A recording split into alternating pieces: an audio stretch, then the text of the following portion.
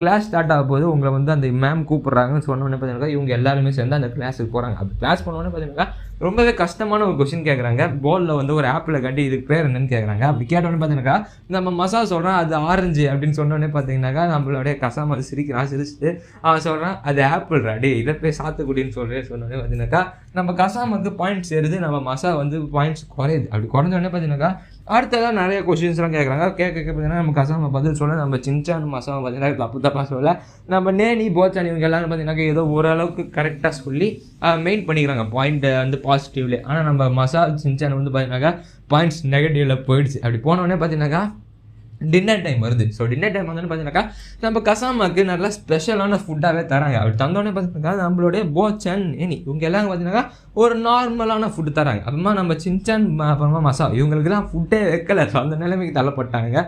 Points minus. அப்புறமா அந்த பொண்ணு வந்து சொல்லுது நமக்குலாம் சாப்பாடு வெளியே தான்